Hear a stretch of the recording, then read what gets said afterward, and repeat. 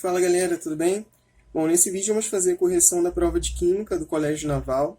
Estou aqui com a versão amarela da prova e as questões de Química começam a partir do número 45. São 6 questões, do número 45 ao número 50. Então vamos lá. Química, Colégio Naval 2020, prova amarela. Essa primeira questão, número 45, ela fala sobre separação. Processos de separação de misturas. Considere as seguintes misturas: enxofre em pó e lascas de ferro.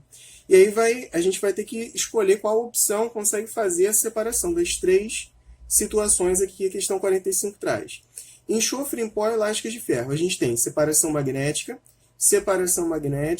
catação, peneiração ou separação magnética. Você vai observar o seguinte: a gente está entre aqui separação magnética, catação ou peneiração. Tanto catação e peneiração vai depender do tamanho do tamanho da sua espécie, dos grãos, se eles são maiores, são menores. Então, isso daqui vai depender do tamanho do que você quer separar. Enxofre em pó e lascas de ferro, a gente pode observar que a questão não especifica o tamanho. Dizer que é lasca e dizer que é em pó é muito superficial para você ter uma diferença, para você saber se existe uma diferença de tamanho considerável. Então, como não especifica aqui pó e lasca, como não falou do tamanho, não trouxe nenhuma imagem que a gente possa, por exemplo, dizer que uma catação seria eficiente, a gente vai descartar essas duas, catação e peneiração. Elas dependem do tamanho. Então sobrou a separação magnética. De fato, o enxofre em pó ele não é atraído por ímã, e as lascas de ferro sim. O ferro ele é ferromagnético. Então, se a gente passar um ímã por essa mistura de enxofre em pó e lascas de ferro, o ímã vai atrair as lascas de ferro, você vai conseguir fazer essa separação. Então eu já vou descartar aqui a letra C e a letra D. Então a gente está entre as outras, a, B e letra E. Água e sal de cozinha. A gente tem aqui destilação fracionada, destilação simples, destilação simples. A diferença básica de destilação fracionada para destilação simples é a seguinte: a destilação fracionada ela vai trabalhar com uma mistura onde as suas substâncias que estão ali na mistura elas têm um ponto de ebulição mais próximos. Geralmente uma mistura, por exemplo, entre líquidos. A gente pode trazer como um exemplo clássico as diversas substâncias que a gente tira do petróleo. Elas têm um ponto de ebulição próximo. Então a gente faria ali uma destilação fracionada. O sal de cozinha, para você conseguir derreter, fundir o sal de cozinha, você chega aí a quase 1000 graus, uma temperatura muito alta. E o ponto de ebulição da água é aproximadamente 100 graus. Então você tem aqui um sólido a temperatura ambiente e um líquido, ponto de ebulição bem diferente, não são pontos de ebulição próximos. Então a gente tem destilação simples. Já descartamos a letra A, que diz que é destilação fracionada. Então está entre a Bravo e a Eco. Sangue humano. E aí a questão daqui do Colégio Naval ainda deu uma dica: glóbulos vermelhos e plasma. Se tivesse colocado só sangue humano, provavelmente muita gente erraria essa questão. Quando você faz, por exemplo, a extração do sangue em um laboratório, você tem a impressão de que é uma mistura homogênea. Afinal, você observa o sangue e parece que você vê uma fase só. Mas quando você coloca no microscópio, você consegue ver os glóbulos vermelhos. Então a gente considera o sangue como uma mistura heterogênea. Então a gente faria aqui, a letra B diz que é destilação fracionada? Não faremos uma destilação fracionada. Faremos uma centrifugação. Isso daqui é muito visto, por exemplo, até em aulas de biologia. Se você coloca, por exemplo, um tubo de ensaio numa centrífuga, você vai ter aqui, por exemplo, um tubo de ensaio com sangue. E aí, aparentemente, é homogêneo. Quando você coloca na centrífuga, a parte vermelha do sangue vai ficar embaixo, e essa parte que a gente chama de sobrenadante é o plasma, que é a parte transparente do sangue. Então, a questão número 45, primeira questão, letra E. Questão número 46. O diamante é um cristal de alto valor agregado. Sua composição química é similar à do grafite. Então a gente está falando aqui, tanto o carbono quanto o grafite são compostos de carbono. O grafite presente em lapiseiras, lápis escolares. Qual o nome do fenômeno em que o mesmo elemento químico pode originar 2 ou mais substâncias simples diferentes? Então você tem o carbono. Diamante é feito de quê? Só carbono. Grafite é feito de quê? Só carbono. Qual a diferença, então? O diamante e o grafite são substâncias tão diferentes. Diamante é transparente, extremamente resistente a impacto. Grafite é quebradiço, tem aquela coloração característica. Grafite conduz bem eletricidade, diamante não. Qual a diferença, afinal, se eles são todos feitos de carbono? A diferença é essa daqui. É a organização desses átomos de carbono. Então a gente tem aqui, ó, o diamante, os átomos de carbono simbolizados por essas bolinhas, ele tem essa organização geométrica. No grafite, a organização já é diferente. Essa mera diferença de organização desses átomos num arranjo cristalino vai fazer com que a sua substância tenha propriedades totalmente diferentes. Aqui nós temos as variantes alotrópicas, as principais do carbono: diamante, grafite, fulereno. Fulereno é uma categoria, que é o fulereno 60, fulereno 70, que é um pouco diferente. Os nanotubos de carbono, que são bem promissores aí na indústria. Então nós temos aqui formas alotrópicas do carbono. É o que a questão está pedindo. Essa propriedade é a alotropia. Resposta letra D. Número 47, nós temos aqui, ó, a chuva ácida é causada por reações químicas que acontecem entre gases poluentes, sobretudo SO2, que é o dióxido de enxofre, e SO3, trióxido de enxofre, liberados na atmosfera e vapor de água. Como consequência, a formação de ácidos conforme as reações. Então tem aqui, ó, um ácido e outro ácido. A questão pede o nome desses ácidos. Vamos pegar aqui esses dois ácidos e fazer um NOx do elemento central, que é o enxofre, para a gente dar a nomenclatura. Como uma dica para vocês, é o seguinte: os ácidos que terminam em hídrico, com essa dica você já consegue matar muita questão. Ácidos que terminam em hídrico, eles não têm oxigênio. Então aqui, ó, HCl, H2S. Ácidos que terminam em hídrico não têm oxigênio. Os dois têm oxigênio. Então não posso ter aqui na nomenclatura hídrico. Letra A, sulfuroso, sulfúrico. Sulfúrico, sulfuroso, sulfúrico, sulfídrico. Aqui, ó. Essa dica já faz tirar a letra C. Sulfídrico, sulfúrico, sulfídrico não pode ser. Os dois têm oxigênio. Ácidos que não têm oxigênio, que tem hídrico no nome. Ácido sulfuroso e sulfídrico. Olha como as minhas chances aumentam consideravelmente. Está entre a letra A e a letra B, com essa mera dica que eu dei para vocês de nomenclatura. Vamos fazer aqui o NOx. H2SO3 e do H2SO4. Hidrogênio, a maioria dos compostos, como aqui NOx mais 1, oxigênio menos 2. 4 vezes menos 2, menos 8. 2 vezes mais 1, mais 2. O enxofre aqui para dar 0 tem que ser NOx mais 6. Aqui nós temos, ó, menos 2 do oxigênio, mais 1. 3 vezes menos 2, menos 6. 2 vezes mais 1, mais 2. Para dar 0, aqui no enxofre tem que ter NOx mais 4.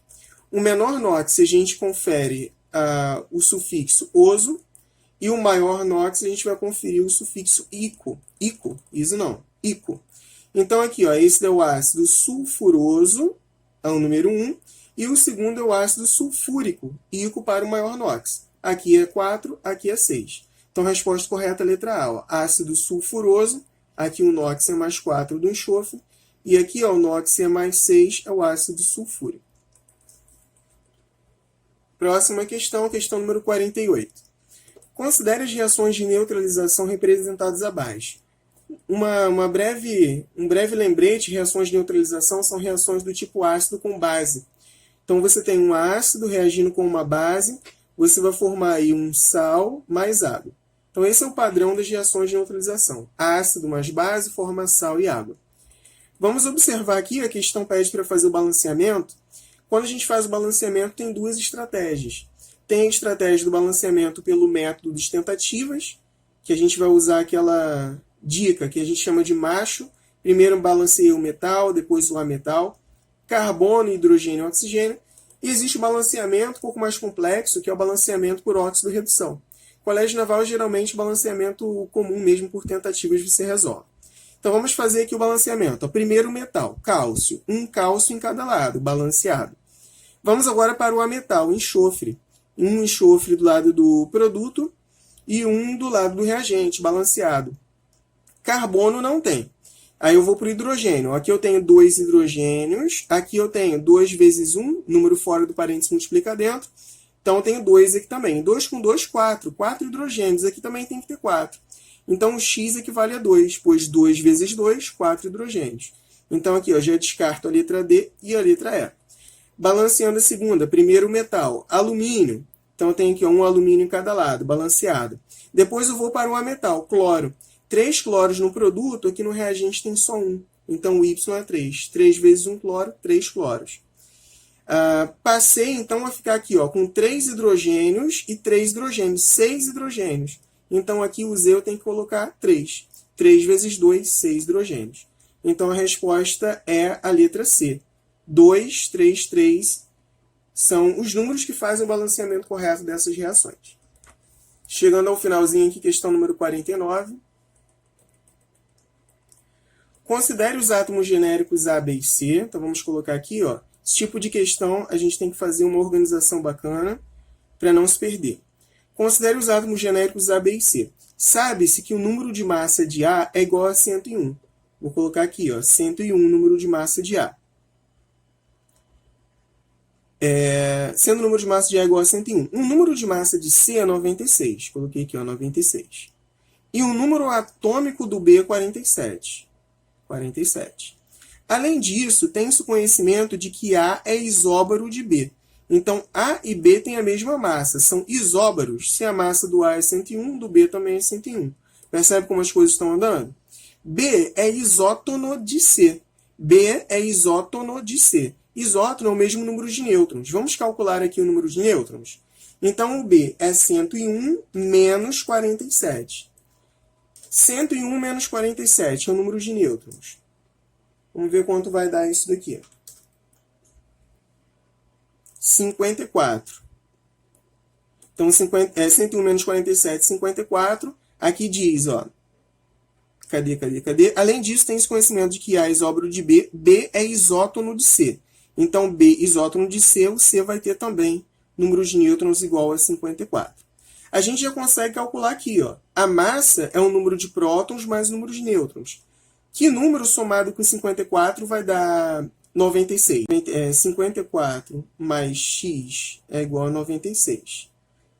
X é igual a 96 menos 54. A gente está usando aqui aquela fórmula que diz o seguinte: a massa é igual ao número atômico, é o número de prótons, mais o número de nêutrons. Então, vamos lá. 96 menos 54, 6 menos 4, 2. 9 menos 5, 4. Então, 42. Continuando. B é isótono de C. E o íon C mais 2 é isoeletrônico de A. O íon C mais 2. Então, está falando aqui, ó, do C mais 2. Vou fazer aqui embaixo. O que significa o íon C mais 2? Significa que ele ganhou ou que ele perdeu o elétron? Se aqui é positivo, significa que ele perdeu o elétron. O C, ele tinha, normalmente, no seu estado neutro, 42 prótons e 42 elétrons. Se ele perdeu 2 elétrons, ele tinha 42, então o C mais 2 tem 40 elétrons.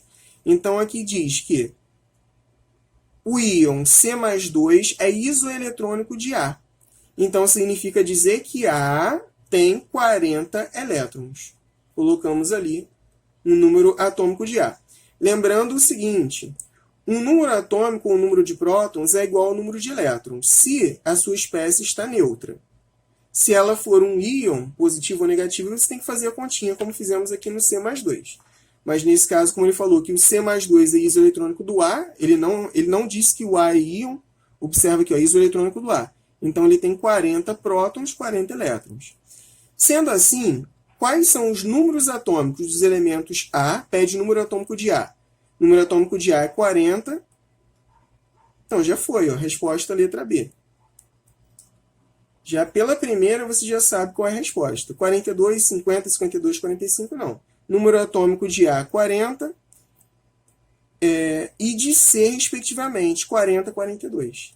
Então, fechamos aí a número 49, letra B. Próxima questão, número 50.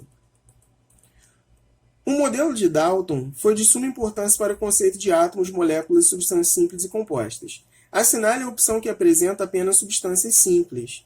Então, vamos lá. A diferença. Substâncias simples e substâncias compostas. As substâncias ditas simples, a dica aí para vocês é o seguinte, elas são compostas de somente um tipo de letra maiúscula. Vai ter somente uma letra maiúscula. Exemplo, H2, Cl2, F2, O3, assim por diante. Somente uma letra maiúscula. Substâncias ditas compostas, elas vão ter duas ou mais letras maiúsculas. Por exemplo, H2O tem duas letras maiúsculas, dois tipos de átomos diferentes. H2SO4. E aí vai. Se tem duas ou mais letras maiúsculas, a substância composta. Então aqui pediu simples. Ó. Aqui tem uma, duas, três letras maiúsculas, três tipos de átomo. Já não é. Aqui tem duas, Então, a composta, composta simples, está errado. Aqui, ó, simples, só oxigênio, simples, só iodo, simples, só nitrogênio. Acabamos aí com a nossa prova, resposta letra B. Aqui, ó, simples, simples, composta, simples, simples, composta, composta, composta, composta. Bom, é isso, pessoal. Espero que essa resolução da prova seja bem útil para vocês. Um abraço e bons estudos.